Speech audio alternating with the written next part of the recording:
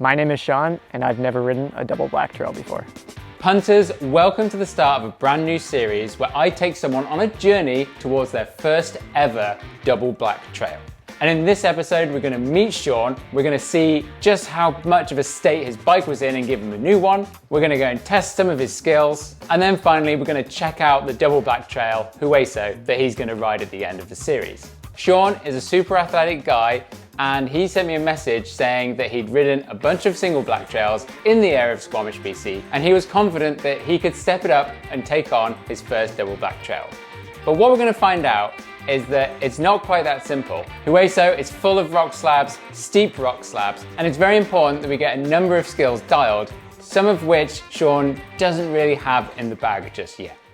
So before I met up with Sean, I didn't actually check with him what bike he had or what condition it was in. I was confident that it must be fine because he's been riding these other single black trails. They're pretty legit. But when he turned up on a bike that was about 10 years old, I was immediately skeptical about how this was gonna go.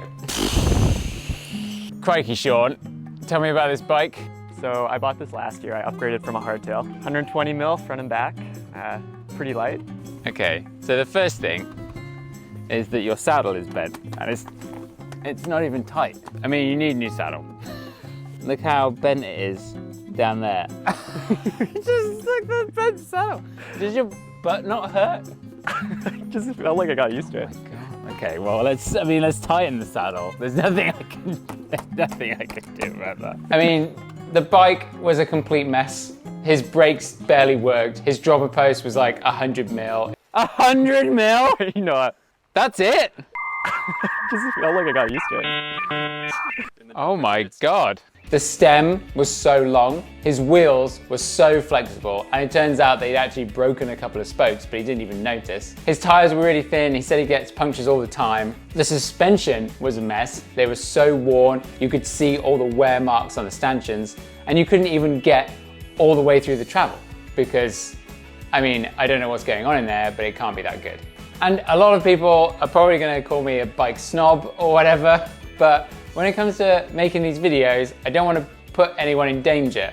And as far as I'm concerned, riding that bike was pretty dangerous. And I was actually kind of perplexed. I didn't really know what to do. I knew I didn't want to take him on Hueso on a bike that was in that condition. That thing was about to fall apart at any moment. So as I stood there wondering how I was actually going to make this video happen, he got his helmet out and I noticed that he didn't have a visor on his helmet, which is immediately sus because it's like, well, have you already crashed in this? When you crash in a helmet once, like that helmet is done. You got to throw it away. Yeah, you know the helmet I had, it was an upgrade from the original one I was starting with. I'm not kidding, my original one was like total roadie helmet. But then he proceeds to tell me that he actually got it secondhand and it didn't come with a visor in the first place. So I ended up getting this other helmet for free and I was pretty stoked because it looked better, but apparently it still didn't look good. There was no way I was going to take him on these trails if he didn't have the right safety protection. Now I had a couple of helmets back here, so I said, hey, I'm going to drive home, I'm going to go and get you a new helmet that is perfectly fine, and you can just have this one and then you'll be a lot safer. Okay, so now that will never be used ever again. Paul smashed it because he did not like it, and now I've got a new helmet. Thanks, Paul. But then I realized that actually I could go and get another bike for him to use. Now, by pure coincidence, I'd been speaking to my pals at Giant and they were gonna let me have this Trance X3. So coming up next week are videos all about my new value bike, which some of you may be interested. So make sure you hit subscribe so you don't miss that upload. So of course, none of my parts are on this bike. It's just straight stock, like this was just how it is. We're gonna make some changes and upgrade some of the parts here, but for all intents and purposes, this Trance X3 is amazing. The geometry is the same as my much higher spec Trance X Advanced Pro 29. It's got 4-pot Shimano brakes, it's got some great suspension, it's got a 150mm dropper post, it's got much wider bars and a shorter stem. It's a complete next level step up for Sean to ride. Oh man, I'm nervous but excited to try these. Well, it's gonna work this time, so. Yeah, feels about right. I mean, that's gotta be like discovering fire as a comparison, doesn't it? When I was about to take off the pedals from his Giant and put them onto this one, he actually presented me with some other pedals. So what I'm gonna do is I'm gonna put my SPDs instead of the Kite Brothers on. You can't do that. I got different cleats. I'm gonna switch out my cleats. No. No. What do you mean you can't? And I asked him, well, why are you switching? And he said that he wanted to save some weight. And I didn't really know what to say because there are so many more problems on his bike than saving maybe a handful of grams, or I don't know if it even is that much lighter. Okay, go on. All right, go and change them. It's the most absurd thing I've ever heard. Like, even I wouldn't do that.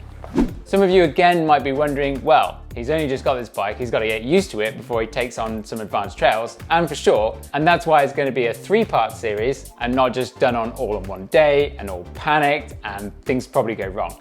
So I'm going to let Sean borrow this bike for a bit and he's going to go and ride it and get used to it. So once all that was figured out, we headed up to Boney Elbows, which is a single black trail that Sean has ridden before. So we're just going to test some skills to make sure that he kind of knew what he was doing when it came to the slabs, because you'll see at the end of the video that Hueso is just full of really steep slabs.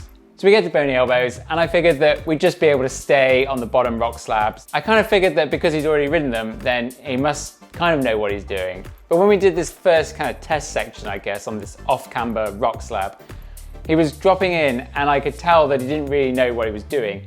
And actually, he hadn't ridden this particular feature. Right, I carried a bit more speed than I thought. Still getting used to the bike, I think. But you were safe, so that's good. I was safe, yeah. Now, if you're gonna do a double black trail, you should be able to ride everything on Boney Elbows, especially this. So then I started to get a little bit suspicious that maybe he's not as ready as he thinks he is, and that's when actually the idea of doing this as a series came about. Now, these rock slabs aren't that tricky. They're more intimidating because of just how steep they are. Now, the trick is to really use that front brake and have traction on that front wheel, pushing into the handlebars, and that will control your speed. And that's what Sean really needs to learn today. In order to learn that technique and how to be in control, I wanted to take Sean past what he was probably gonna do and just take it to the ridiculous. So I wanted him to go down a slab as slow as humanly possible. Of course, you would never normally ride like that, but if you go past the limit and then come back, that's going to be the best way of honing in that technique. Now, on this section of trail, there are 2 lines at this point. One is a very long rock slab, and then the left side has these couple shorter ones. So we just went to the shorter ones first and really got him dialed on that front brake technique. Not grabbing enough. Am I sitting too far back too? Your arms were quite stiff and straight. If you're bent, you can push. Arms a bit bent. There you go. Lean forward. Oh! That felt better. So once he got those basics down a little bit better, I wanted to take him over to this much longer slab, and it's a bit more intimidating, and he said that he'd never done it before. So up there, I'm already looking ahead. I'm already going slow. Pushing, see that? Skidding, let go. Skid, let go. Skid, let go. Oh, hey, Joel. This is one of my favorite slabs actually in the whole of Squamish. It's super long, it's really fun to ride, and it's the perfect length to really understand just how slow you can go on these slabs. I am literally pulling on my front brake almost as hard as I can. I mean, I don't have to because they're really good Shimano brakes. Punter's dream. Yeah, that's it. Grab front brake, more front brake, more front brake. Grab it as hard as you can. Ooh. Damn it. Sean was really struggling with finding that balance of weight front and rear. Like he would lean too far forward or he was leaning too far back. If you lean too far back on something steep like this, you don't have weight on the front wheel, therefore you don't have traction, therefore you're not in control. Lean forward, oh, that's it. Oh wow, that works. Bit spicy at the top, but. There was something going on with his knees. He couldn't get them wide enough and it just didn't look comfortable.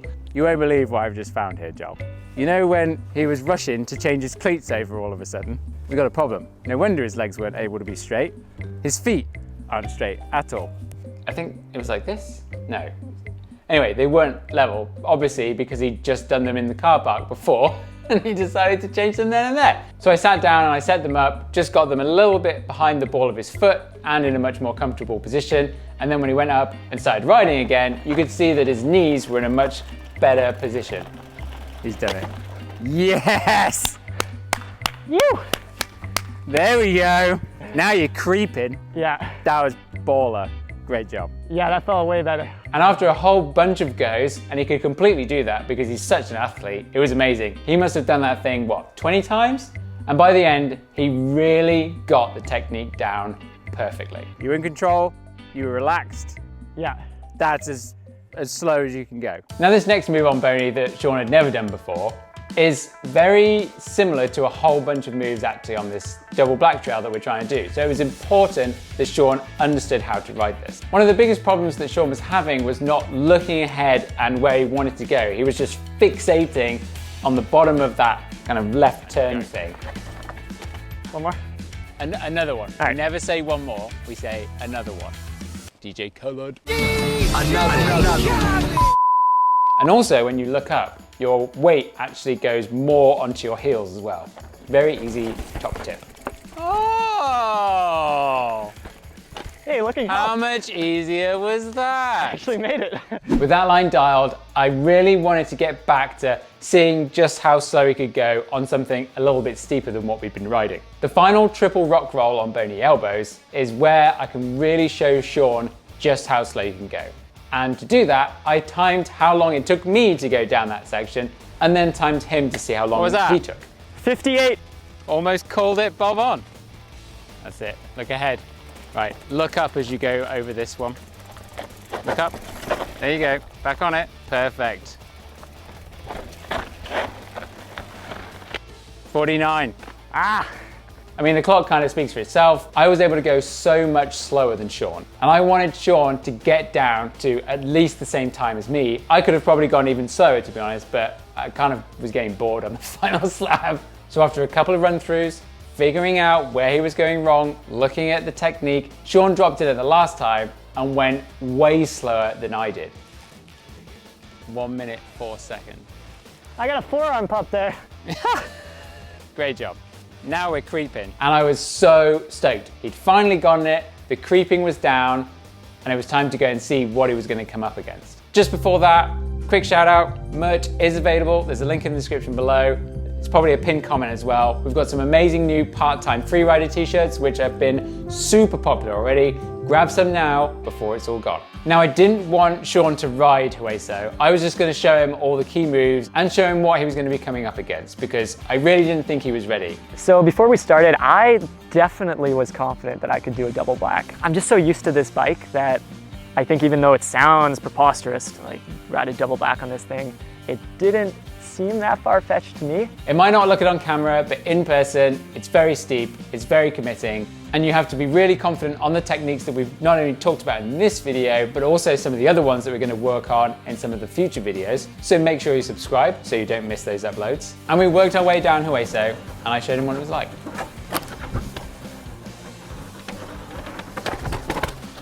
Oh, bugger. Whoops! That's so much rowdier than last time. This is way harder than somewhere over there, young Sean. You could kind of tell towards the end that Sean was getting really excited. And I mean, yeah, he's a competitive athlete. He's always going to want to try and push himself as much as possible.